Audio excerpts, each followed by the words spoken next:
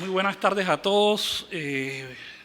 No puedo comenzar esta reflexión sin primero saludar al profesor Abel Augusto Zamorano y felicitarlo por esta iniciativa que sin duda contribuye a la Academia Panameña. También saludar a nuestro compañero de aula, Iván Madrid, que preside este congreso.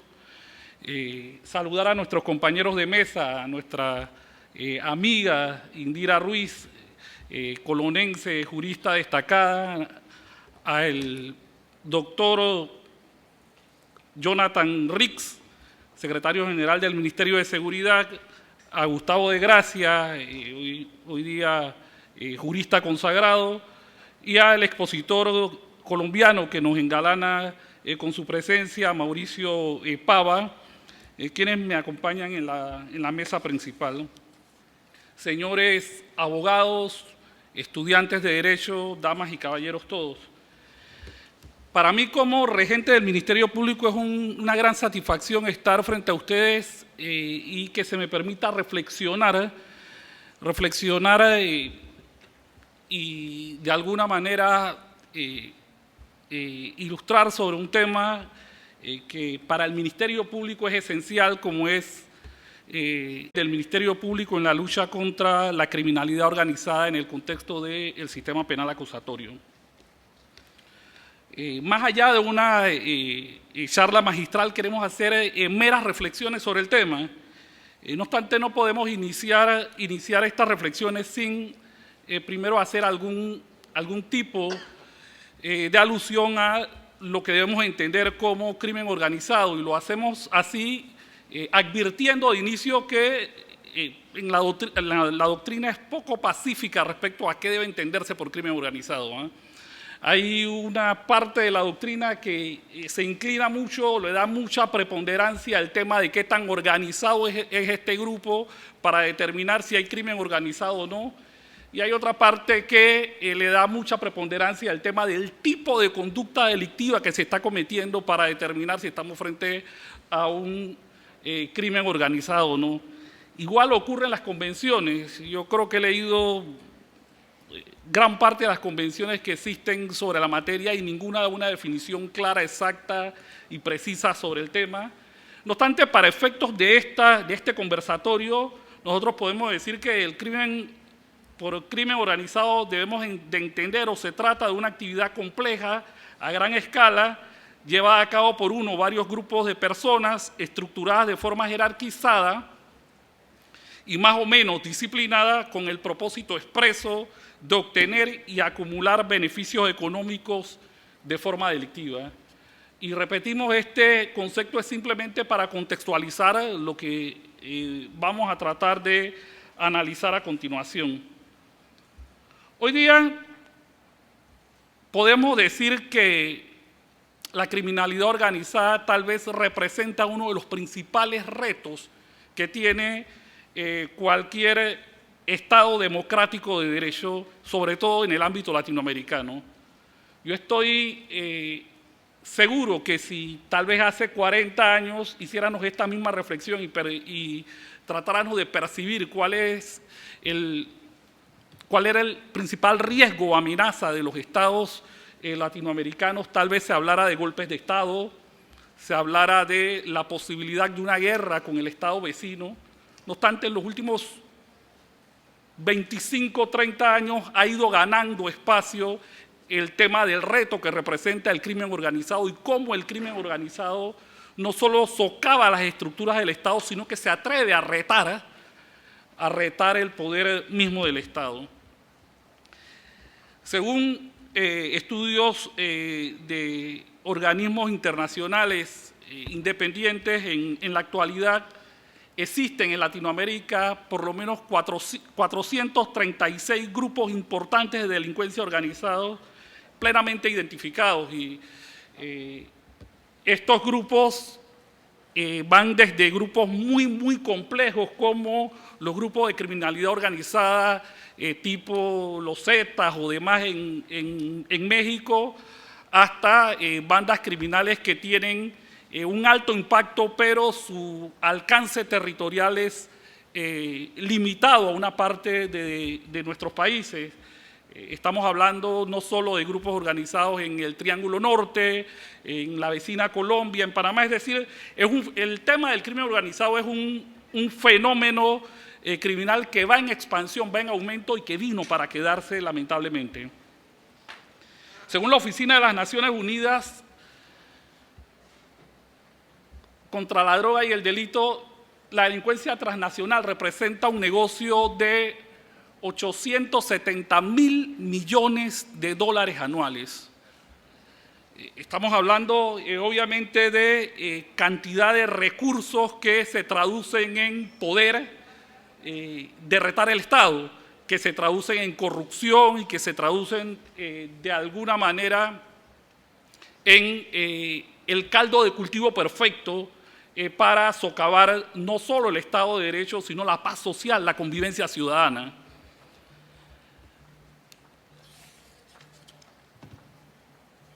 Solo a manera de ejemplo, y quienes me conocen dirán, bueno, ya se fue Caraballo a su especialidad, tal vez la materia que más domina, pero solo a manera de ejemplo de las ganancias del crimen organizado, podemos decir o podemos citar un estudio que hizo el Real Instituto Elcano en España, donde se establece que un campesino colombiano que se dedica al cultivo de hoja de coca, tras reunir toda la cantidad enorme de hoja de coca que se necesitan para fabricar un kilo, logra una ganancia o logra cobrar por ese kilo un promedio de 250 euros. 250 euros después de sembrar la hoja de coca, macerarla, recoger y 250 euros. En Colombia, ese mismo kilo ya producido de clorhidrato de cocaína va a tener un valor aproximado, puesto en la selva al por mayor, de 1.200 euros. 1.200 euros. Y tal vez, si lo vemos de manera individual, no percibimos la dimensión de la ganancia que hay en ese primer tramo, en ese primer eslabón de la cadena. Estamos hablando de que si ese campesino logró producir suficiente, o varios campesinos lograron producir suficiente para que se fabricasen 1.000 kilos, quien se los compró al campesino y luego los vendió, se ganó un promedio de 950 euros por cada uno. Multipliquen eso por 1.000 y obviamente empezamos a ver las dimensiones de la riqueza que se acumula con la criminalidad organizada. Pero ese mismo kilo que tiene un precio promedio de 1.200 kilos en Colombia, al por mayor, según el instituto citado de origen español, en Panamá cuesta 2.800 kilos, 2.800 euros. Estamos hablando que con el transporte de esa cantidad de drogas de Colombia a Panamá, los márgenes de ganancia se hacen exorbitantes. Y ese mismo kilo, puesto en España, alcanza un valor de 80.000 euros. Nuevamente, olvidémonos de hacerlo por unidad y pongámoslos por tonelada, 1.000 kilos.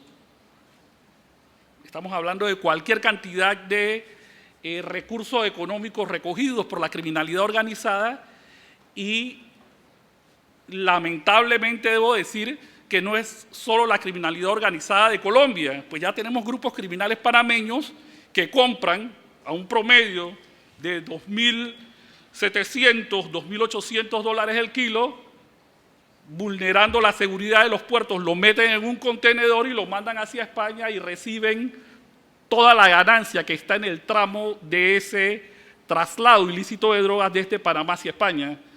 Y ese dinero ingresa ilícitamente al circuito económico panameño y se traduce en violencia, homicidios, mayor corrupción y degrada de alguna forma la estructura social de todos. Esto lo hacemos un poco para dimensionar el fenómeno al que nos estamos refiriendo, queremos establecer que generalmente cuando hablábamos hace algunos años de criminalidad organizada, casi que de seguro lo limitábamos a un grupo específico de conductas delictivas. Es decir, hablábamos de crimen organizado y generalmente se nos venía a la mente el narcotráfico, que era tal vez el clásico crimen organizado, el tráfico de personas y tráfico de migrantes en algunas ocasiones, el tráfico de armas, que era un delito de criminalidad organizada, crimen organizado casi que clásico, el secuestro y extorsión en algunos tipos o en algunos casos muy contados, y el blanqueo de capitales. No obstante, en un fenómeno que ya venía surgiendo desde antes, la criminalidad organizada ha ido en expansión. Y sobre todo en Latinoamérica hemos venido viviendo una expansión inusitada de la criminalidad organizada. Pero eso que ya venía gestándose se multiplicó, se aceleró grandemente con la pandemia. Con la pandemia del COVID-19 en el 2020, la criminalidad organizada pasó de las calles, o una parte importante de la criminalidad organizada pasó de las calles al espacio digital. Y pasó del narcotráfico y de algunas otras actividades altamente tecnológicas y altamente lesivas para el ciudadano de a pie o del día a día. Y esto de alguna manera expande o influye en la forma como se enfrenta o se ha de enfrentar este tipo de criminalidad. Así podemos decir que surgen una serie de materias o conductas delictivas que se consideran nuevas modalidades delictivas muy relacionadas al crimen organizado. Estamos hablando de toda una serie de delitos cibernéticos que hoy día tal vez son o vienen ganando espacios como los favoritos de este tipo de conductas delictivas. Las estafas y otros fraudes que han tomado un auge digital muy grande hoy día. Yo creo que en este auditorio tal vez el 10 o el 15% conoce a alguna persona que ha sido víctima de una estafa o un fraude digital. Todo el tema de suplantación de identidad se ha convertido en un nicho especial para la criminalidad organizada, en algunos casos con una repercusión muy limitada hacia la sociedad y en algunas con una gran repercusión, es decir, cuando se suplanta la identidad, digamos, de un funcionario público de alto nivel que tiene que decidir grandes cosas y producto de esa suplantación de identidad se cometen grandes actos de corrupción, entonces ya no estamos lesionando los derechos de una o de varias personas, sino de toda la colectividad. El hurto y robo de vehículos también se ha convertido de alguna manera en un nicho importante para estos grupos de criminalidad organizada. Hoy día tenemos en Panamá identificados grupos criminales que roban, hurtan vehículos aquí, los trasladan hasta Costa Rica, donde los inscriben en municipios de Costa Rica de manera fraudulenta y viceversa, roban vehículos en Costa Rica y los traen hasta Panamá y los inscriben en municipios panameños de manera fraudulenta. Y no se trata de un pequeño grupo, estamos hablando de una banda criminal que tiene influencia transnacional en ambos países y tiene gran capacidad de operación, grandes recursos y de alguna manera gran capacidad de lesión a la sociedad. Similar es lo que nos ocurre con el tema de los delitos ambientales. Efectivamente, hoy día la tala ilegal, la minería ilegal, el tráfico de especies protegidas se ha convertido en un nicho importante para estos grupos criminales. El tráfico de patrimonio cultural. Solo recordaba esta mañana que hace algunos años, cuando fui fiscal regional en Colón, tuvimos un caso muy importante, no sé cómo, porque son extremadamente pesados. Un grupo criminal había levantado 2 cañones de la ruina de Portobelo, lo había metido en un contenedor y lo logramos descubrir, gracias a Dios, saliendo de la frontera tico-panameña, donde ya tenían comprador fuera del territorio nacional. Entonces estamos hablando de el nivel de lesividad de estos grupos criminales. similar es lo que nos ocurre con la corrupción. Antes, hace algunos años, hablar de un caso de corrupción era una investigación donde el fiscal tenía que apuntar a un grupo muy pequeño de funcionarios públicos y verificarle las cuentas y determinar. Hoy día estamos hablando de casos donde megaempresas internacionales estructuran todo un entramado para corromper no a un funcionario público, sino a los funcionarios públicos de varios países en el área. Entonces, todo esto lleva a que necesariamente la forma de enfrentar esta criminalidad organizada por parte del Ministerio Público tenga que ser diferente, sin hablar de los delitos de seguridad informática que también vienen en auge o en aumento. Estamos hablando del secuestro virtual, que no es más que cuando uno de estos grupos criminales apunta a una empresa que en su quehacer lícito comercial necesita de los datos que tienen una base de datos y simplemente se las bloquea digitalmente y le cobra cierta cantidad de dinero por desbloqueársela. Y son cosas que vienen ocurriendo a diario, o la denegación de servicio, donde este mismo grupo criminal no tiene la capacidad de bloqueársela, pero lo que hace es que pone una cantidad increíble de computadoras a que todas a la vez pidan servicio de esta empresa, haciendo que caiga la red y que no pueda dar este servicio, y cobra de alguna manera un competidor por esto. O el ingreso indebido a base de datos, que viene siendo cada día más cotidiano. Hace poco leía algo que ocurrió hace algunas semanas en México, donde un hacker logra entrar a la base de datos de un organismo del ejército y logra obtener información confidencial del estado de salud del presidente mexicano, lo cual ha causado toda una conmoción porque se revelan datos que de alguna manera ponen en duda la capacidad médica y demás del presidente. Es decir, estamos hablando de criminalidad organizada altamente tecnificada, que hemos pasado de esta criminalidad organizada de las calles a una criminalidad organizada que se sostiene mucho en el uso de la tecnología.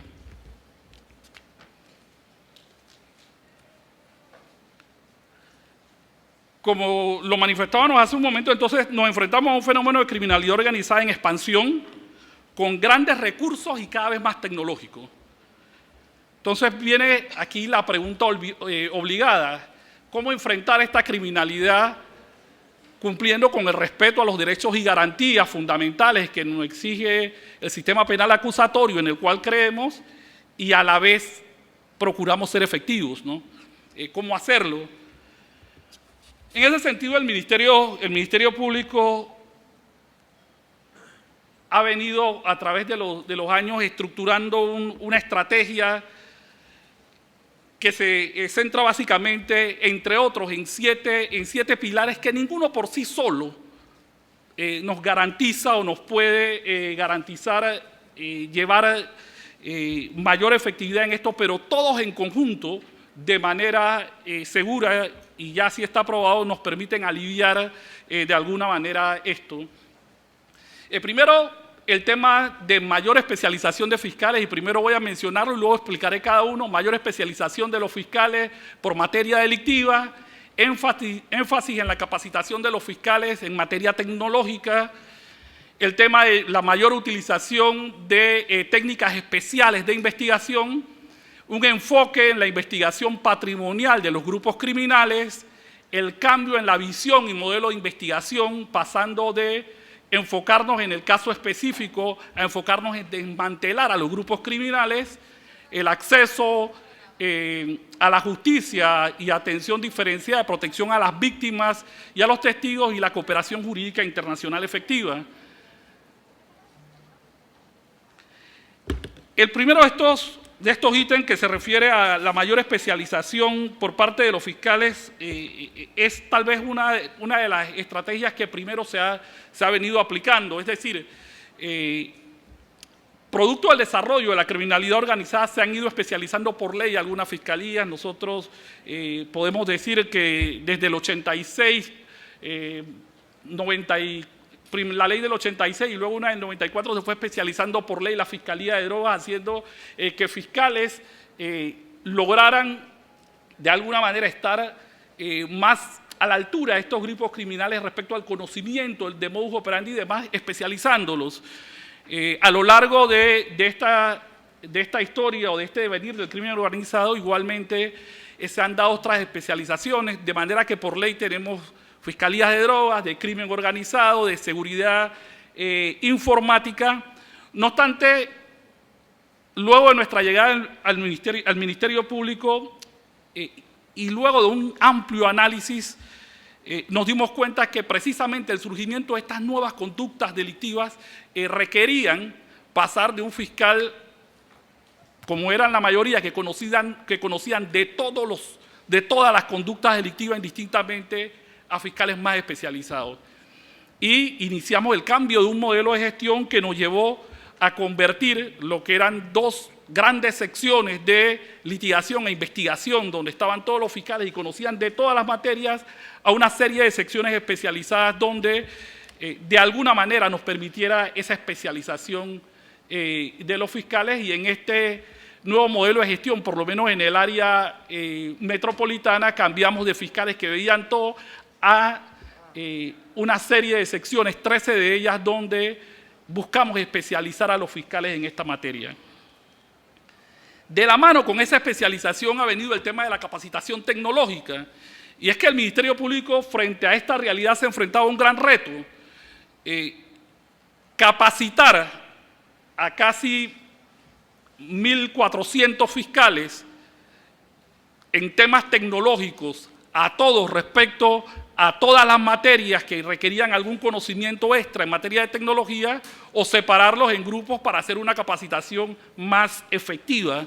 Y de allí surgió la necesidad de separarlos por grupos, de manera tal que aquellos fiscales que van a ver delitos financieros, que van a ver seguridad, entonces le damos cursos tal vez de criptomonedas, cursos de alta tecnología, y aquellos que van a ver algún tipo de delitos que requieren de menor tecnología, entonces enfocamos su capacitación hacia otros senderos.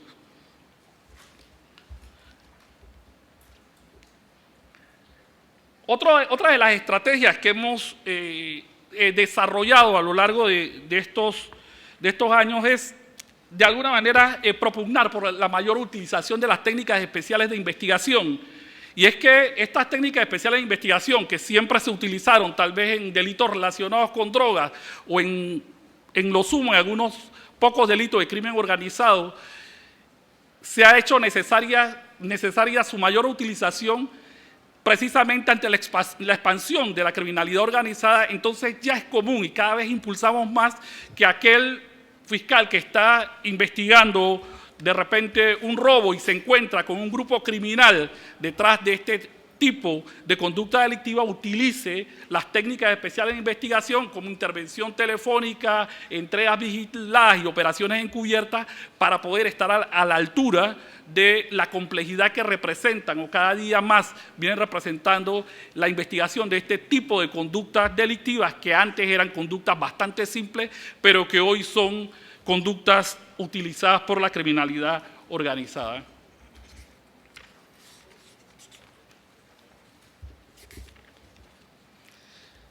Otra de las estrategias que hemos utilizado es el tema de desarrollar investigaciones enfocadas en debilitar el poder económico de los grupos organizados. Y es que precisamente el poder de estos grupos criminales le viene de la gran cantidad de recursos que utilizan. Y esto lo puedo decir con conocimiento de causa. Yo, por muchos años siendo fiscal de droga, vi grupos criminales a los cuales lográbamos, decíamos nosotros, desmantelar, barríamos con el grupo, lo metíamos a la cárcel, y a la vuelta de 5 o 6 años salía el grupo criminal con la misma o mayor fuerza. Y es que si no lo despojas del patrimonio económico que le da ese poder, no estás haciendo nada. Entonces, lo que hemos hecho es ensayar estrategias de investigaciones enfocadas en debilitar económicamente a estos grupos criminales.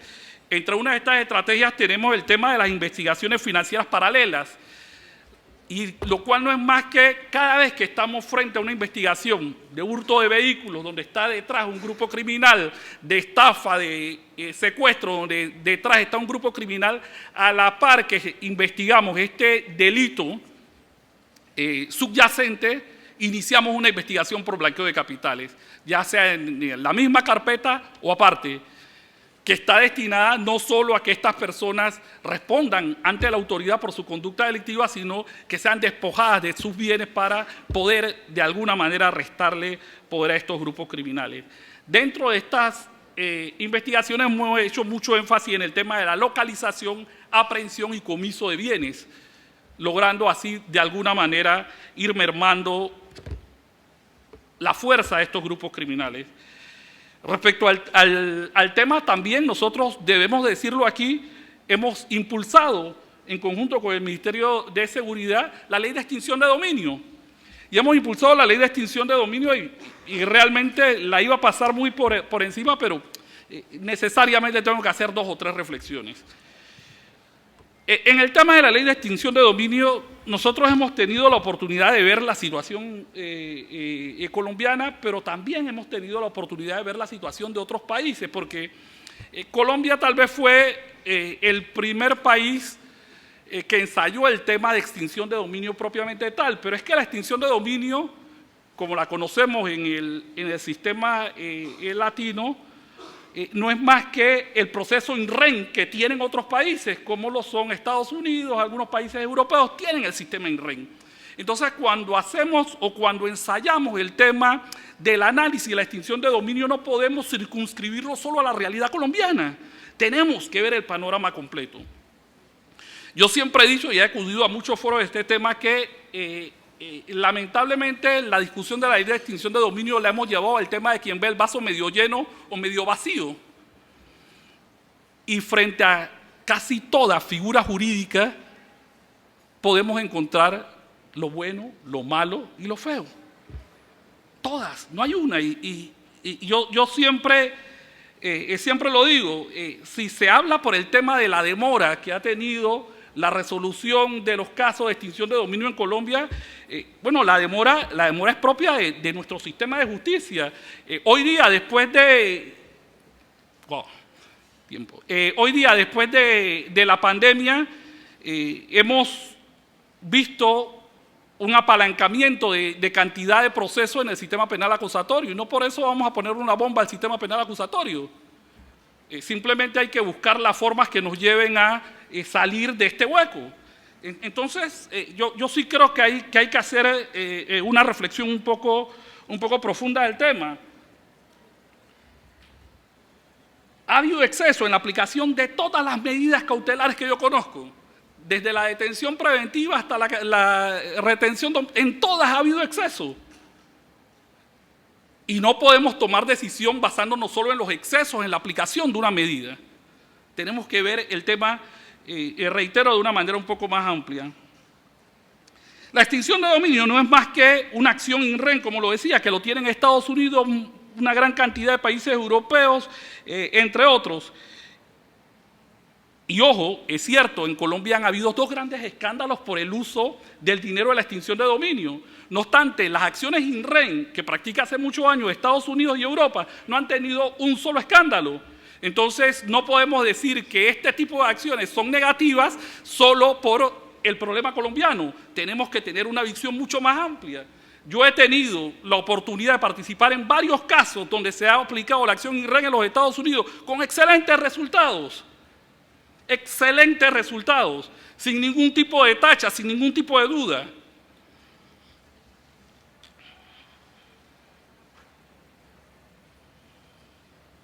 Respecto al tema del porcentaje del 6%, sí, efectivamente, y he seguido un poco el tema, y es lamentable que algunos jueces colombianos de manera irresponsable hayan permitido devolverle más del 6% a la gente. Pero en todos los procesos hay jueces que en la interpretación de la ley se exceden.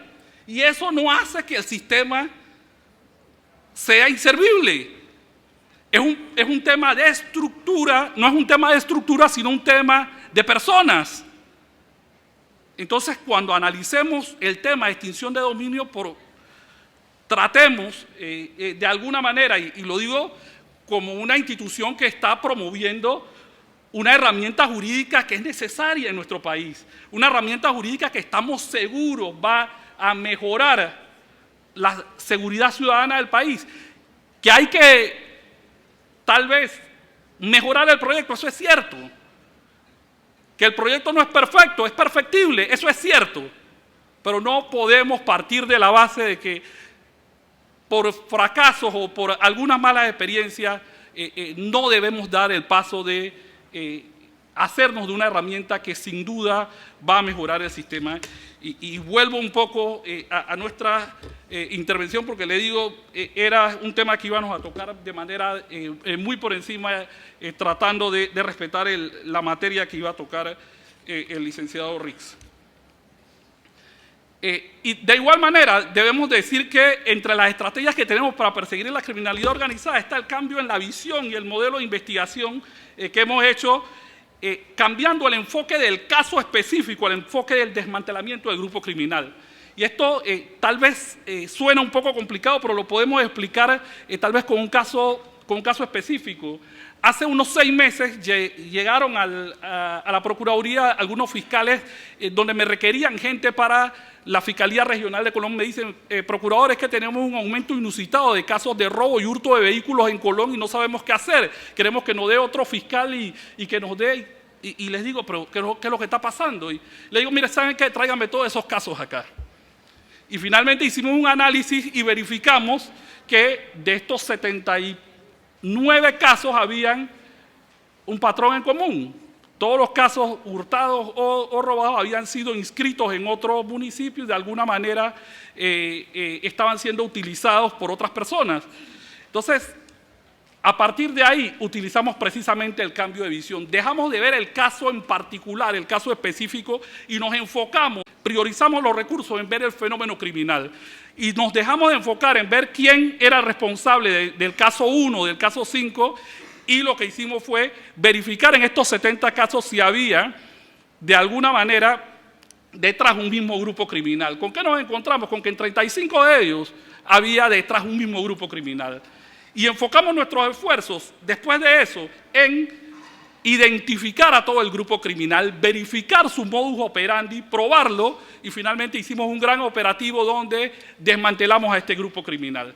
Tal vez no resolvimos los 70 casos, no lo resolvimos, pero cesó el aumento de estos casos. Sacamos a ese grupo criminal de las calles y resolvimos 30 y pico de los casos, y los otros terminarán tal vez en archivo o prescripción, pero estos casos, consideramos nosotros, en estos casos lo más importante era atacar al grupo criminal, sacarlo de las calles y de alguna manera darle un poco más de paz y tranquilidad. Ese son el tipo de estrategias que estamos aplicando nosotros para enfrentar la criminalidad organizada. Hay otra estrategia que debo reconocer que a primera vista no nos parecía efectiva, pero ha sido extremadamente efectiva, que es el tema de acceso a la justicia y atención y protección a las víctimas y testigos. Y preguntarán ustedes, ¿qué tiene que ver eso con la criminalidad organizada? Pero es que lo que ocurre en la práctica es que la criminalidad organizada se fortalece cuando las víctimas se sienten desprotegidas, cuando las víctimas sienten que el criminal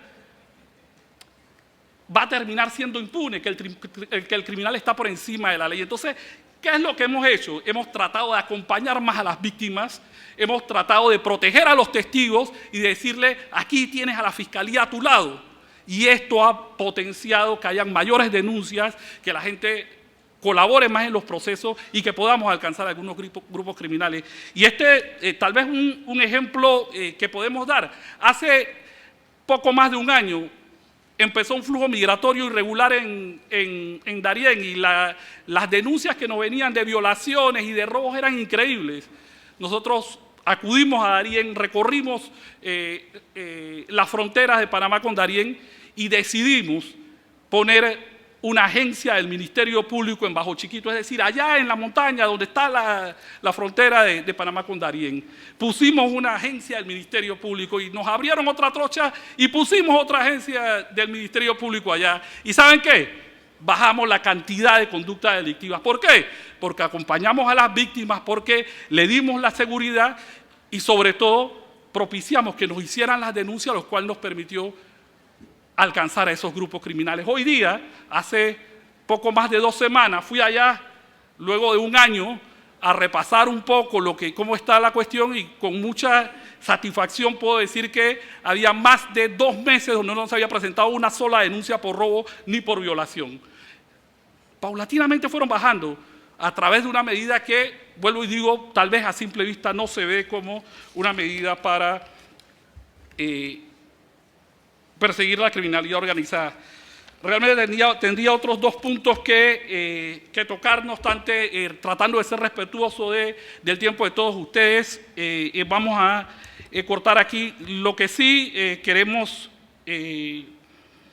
culminar diciendo es que la lucha contra la criminalidad organizada no es de la Policía Nacional, no es del Ministerio de Seguridad, ni mucho menos exclusiva del Ministerio Público. La lucha contra el crimen, contra aquellos grupos que pretenden socavar la paz social, es de todos. Gracias.